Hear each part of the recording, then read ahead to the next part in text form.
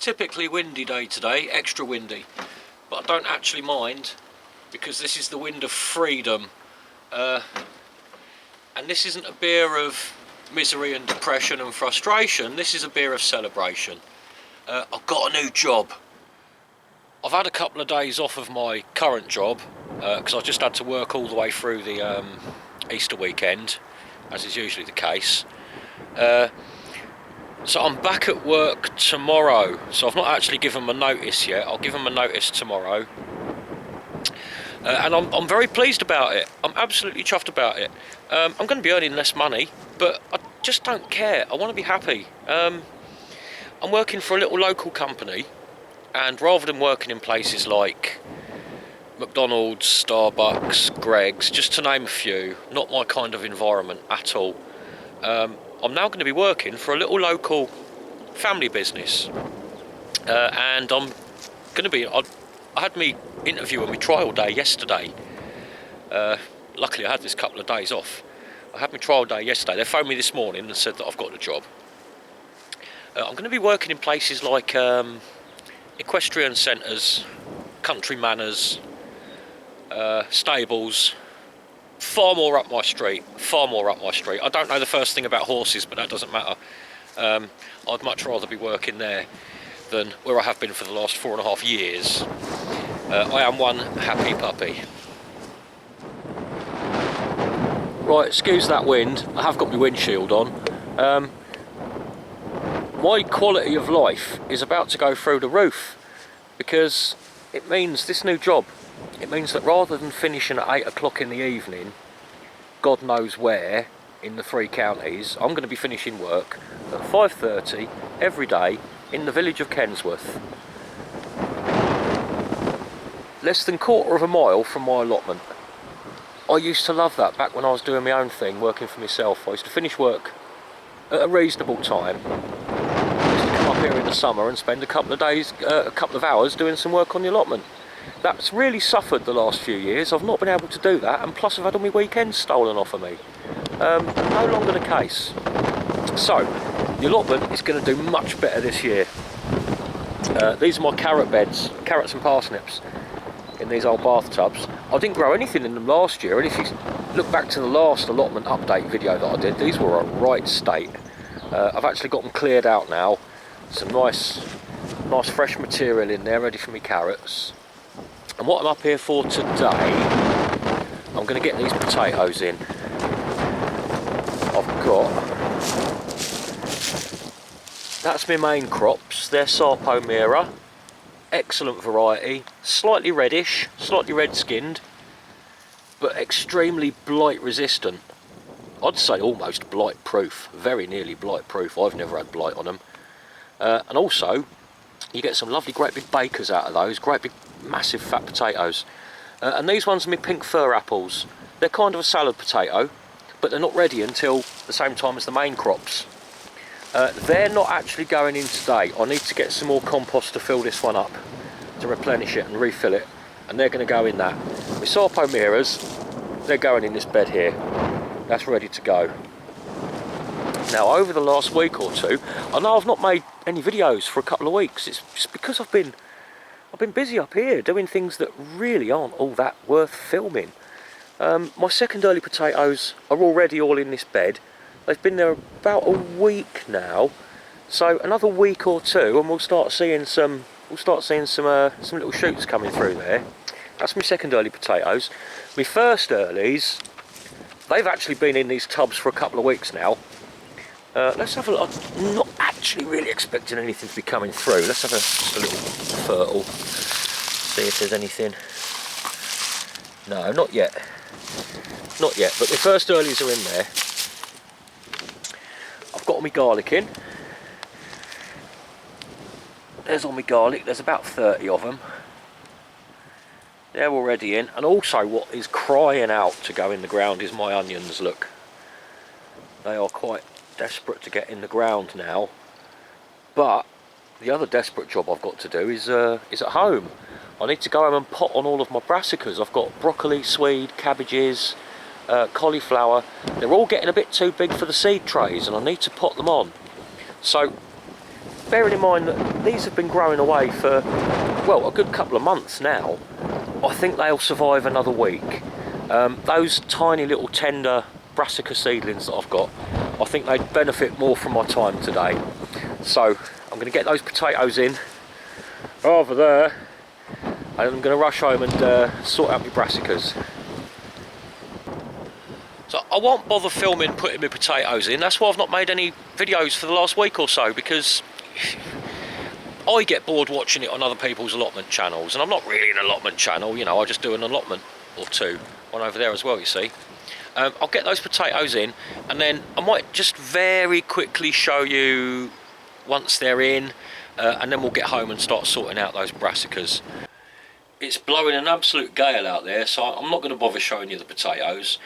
We'll wait until they start poking through, and then I'll have a little pull away and I'll show you how I've planted them.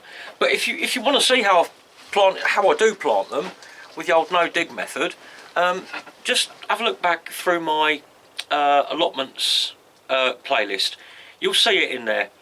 A lot of people go to all the hassle of, they spend hours, and I used to, they spend hours digging out deep trenches and piling up little mounds of soil and putting their potatoes in. And then as the potatoes grow, the traditional method is that you earth them up. It's all so much work, digging the trenches and making the mounds. Really, all you need to do is cover them in straw. Make sure the potatoes are in contact with the soil. That's very important. They need to get the roots in and they need to get the nutrients. But everything above that seed potato doesn't actually need to get into any soil. Just pile it up with all sorts of organic material. I use straw. You could use literally anything. Probably even old shredded newspaper would work. Rather than show you the potatoes, I'd rather tell you about another little positive of this new job I've got. Right, one of the only thing I'm going to miss about this job I'm leaving now was that 3 or 4 times a year, maybe 4 or 5 times a year, I would get to go and fix the machines in Whipsnade Zoo. I love Whipsnade Zoo. Excellent place. It's one of my favourite places ever. And I used to get in there for free to fix their coffee machines. Now, to get to the coffee machines, the whole zoo, you can do it by car. It's all a big one-way system, and to get to the coffee machines that I needed to fix, I basically had to look at the whole zoo to get to where I needed to be, and that was a great bonus. I found out yesterday that I will also still be working occasionally at Whipsnade Zoo. Although I was surprised to find out why I would be visiting Whipsnade Zoo. It's nothing to do with horses, which is what most of it is. It's horses, pretty much. The Whipsnade Zoo visit is bears.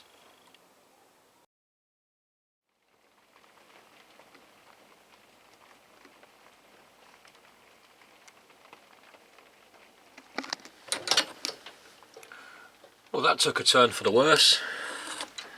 Luckily, I can do this last bit in the relative comfort of my shed at home. Now, what we've got here, we've got some Savoy cabbages, some swede, and some purple sprouting broccoli, all of which really want to get out of these little seed trays, out of these little cells, and into some slightly larger midway pots of about this size. Now you can see that the swede here, these were all sown on the same day and they've all been sprouted in exactly the same conditions, but the swede, oh thunder,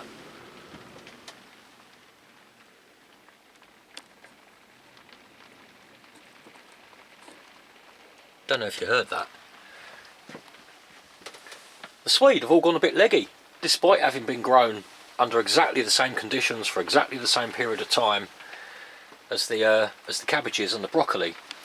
But actually the fact that these have gone a bit long and leggy and they're all falling over doesn't really matter, because brassicas here, they love good solid root conditions. They don't like root disturbance. They like their roots to be buried nice and firm and solid and deep. So similarly to tomatoes, but for completely different reasons, when I repot these, I'm going to pot them, so this one here for example, the soil level is going to be about there.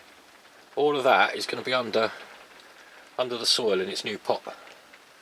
Actually necessary because they've gone so leggy, but also beneficial generally for brassicas anyway. I'll get a few of these done and I'll show you.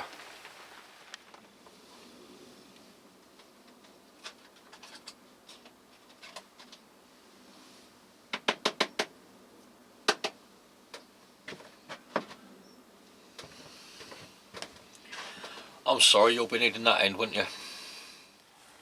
So there we go. These little seedlings here, they've gone beyond their original seedling leaves and produced a true leaf there. You can see a true leaf in the middle. And as is the rule with any seedling really, once you've got a true leaf, that one in the middle there, they're ready to go into a pot. Now, as I pointed out, these have gone a little bit leggy, these Swedes. For some strange reason, they've not usually done that, and there's no real reason that they should have done that, but they have. But I'm going to plant these in so that the soil's almost up to that leaf node there. I'll show you how I do that. Now, they really don't like root disturbance, which is why I'm getting this done at quite an early stage, getting them onto these larger pots ASAP for the next, not many weeks, the next few weeks before they can go out on the plot once I've got the bed ready for them. But in order to reduce root damage, what I do is I'll grow 2 plants per cell, just to stand by as well, just in case anything goes wrong, the other one might survive. But then I don't mess about with the roots. I empty out the cell in one lump and then I'll just pull it in half like that. I've done very little root disturbance there, hardly any root damage. Now out of these 2 I need to decide which one I want to keep. Putting 2 in a cell, I've got twice as many as I need. Now I'm going to go for, to be honest, you look at the plants, they're about the same. They're in pretty much the same condition, but this one, that's come out with a lot more soil on the roots than that one. So that's had even less disturbance, and that's the one I'm going to use. This one,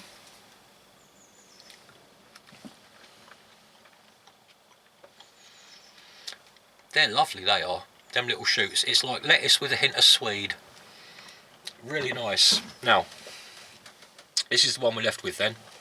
Again, focusing on minimal root disturbance. I've got a ready prepared wet pot of soil, not soil, compost. Now I'm going to open that out so I don't have to do too much pushing and poking on here. Drop that in gently and get it right down to the bottom.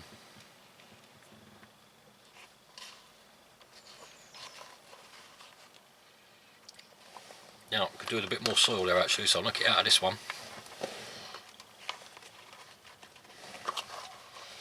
Look at it, pack it all up a bit. We're nearly up to the neck.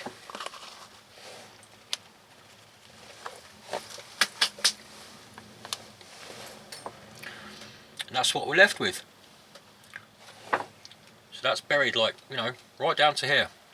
Nice. Very rude of me, I do apologise. That's buried like right down to there. So that's going to get a nice firm root ball on it right down at the bottom. It's not going to be flopping around in the wind. Now that's going to sit here for a couple of weeks, a few weeks, until it's ready to go out in the bed. But, see, this is the thing with doing the allotment. You start one thing and it opens up a million other jobs immediately, because there's potatoes and onions, I've got sweet corn almost ready to go out. And they can all go out pretty much, you know, easy. But now, when I put all these brassicas out, the cabbages, the broccoli, the cauliflower, the swede, they've got to be protected against slugs and pigeons.